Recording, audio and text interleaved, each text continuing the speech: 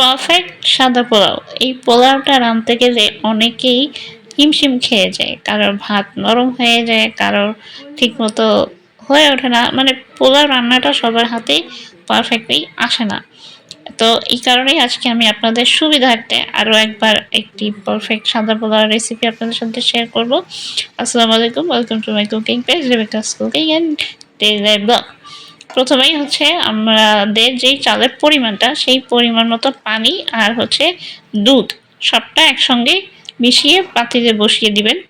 দুধ দেওয়ার পরে এরপরে এখানে গোটা তেজপাতা, লবঙ্গ, এলাচ, দারচিনি সবটা একসঙ্গে দিয়ে ওটাকে কিছু সময়ের জন্য নাড়াচাড়া করতে হবে। এরপর এটাকে কিছু সময় একটু ঢেকে রাখবেন বলক উঠে আসা পর্যন্ত। এখানে বলক উঠে আসলে এখানে পরিমাণ মতো লবণ দিয়ে দিবেন। এরপরে লবণ দেওয়া হয়ে গেলে এর ভিতরে চাল পরিমাণ মতো, চালটা আগে থেকে ধুয়ে পানি ঝরা দিয়ে রাখতে হবে। চালটা দিয়ে এবার এটাকে আস্তে আস্তে একটু রান্না করতে হবে।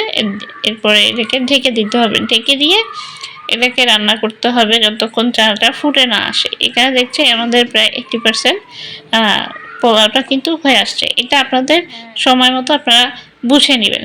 এরপরে একটু চালটাকে রাইসটাকে নেড়ে চেড়ে দিয়ে এর ভিতরে পরিমাণ মতো একটু চিনি অ্যাড করবেন। আর এর ভিতরে দিয়ে দিতে হবে কিশমিশ আর কুচানো বাদাম। পোলার ভিতরে কিশমিশ আর কুচানো বাদামটা একটা অন্য লেভেলের স্বাদ নিয়ে আসে। এরপরে দিয়ে দিবেন উপর থেকে পেঁয়াজ বেরেস্তাটা দিয়ে এটাকে আবার কিছু সময়ের জন্য একটু দমে রাখবেন। হালকা একটু লো হিটে এটাকে ঢেকে রাখবেন।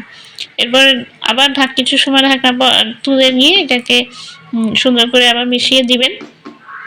এপাশ ওপাশ সব দিক থেকে একটু নেড়ে চেড়ে দিবেন। দেখতেই পাচ্ছেন পোলাও রাইসটা কত সুন্দর ঝরঝরে হয়েছে।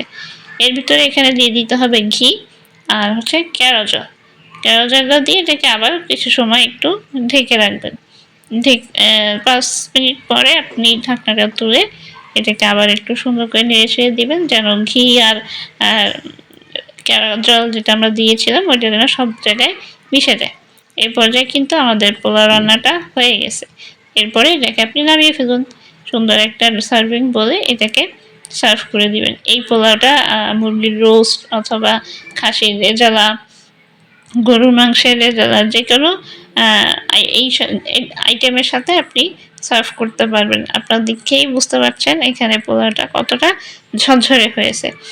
সার্ভিং ডিশে সার্ভ করার পর উপর থেকে আবার একটু পেঁয়াজ কুচি আর কিশমিশ আর বেরেস্তা ছড়িয়ে দিবেন গার্নিশের জন্য। ব্যাস হয়ে গেল। আশা করি আমার ভিডিওটা আপনাদের সবাই ভালো লেগেছে। সবাই ভালো থাকবেন।